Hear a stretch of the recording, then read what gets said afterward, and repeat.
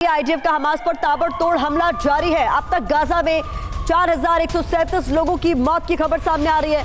Israel की बात करें तो अब तक 1403 लोगों की मौत यहां हो गई है, यानी इतने लोग यहां पर मारे गए हैं। इजराइल में 1403 इनकी संख्या बताई जा रही है, तो वहीं गाजा में 4137 लोगों की मौत हो गई।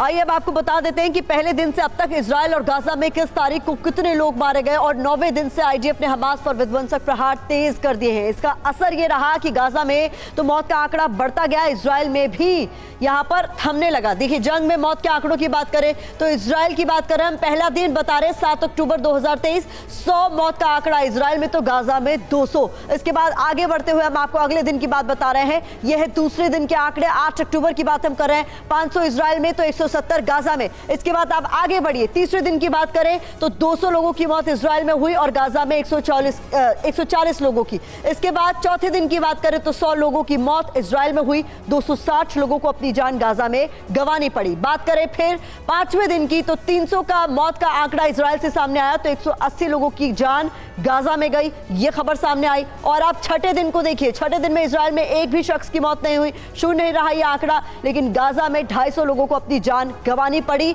लगातार हमले तेज होते हुए, और सातवां दिन जो आंकड़ा है वो देखिए यहां पर कम होता जा रहा है। इजराइल में 100 लोगों की मौत हुई तो गाजा में 599। यहां आंकड़े कम हो रहे हैं और वहां बढ़ते जा रहे हैं, ये आप साफ तौर पर देख सकते हैं। और 8वें दिन आप देख सकते हैं इजराइल में 100 लोगों की मौत हुई तो गाजा में 101। और फिर हम बात करें 9वें दिन की तो शून्य यहां पर दिखाई दे रहा है, यानी एक भी शख्स की जान यहां नहीं गई, लेकिन गाजा में 429 लोगों को अपनी जान गंवानी पड़ी। 10वें दिन की बात कर लेते हैं, यहां पर आपको आंकड़ा शून्य नजर आ रहा है इजराइल की तरफ, तो गाजा में 341 लोगों को अपनी जान गंवानी पड़ी। तो ये आंकड़े बता रहे हैं कि किस तरीके से हालात यहां भयावह होते जा रहे हैं। 17 अक्टूबर फिर से यहां शून्य, तो वहां 330, गाजा में 330 लोगों की मौत हो गई 17 अक्टूबर को।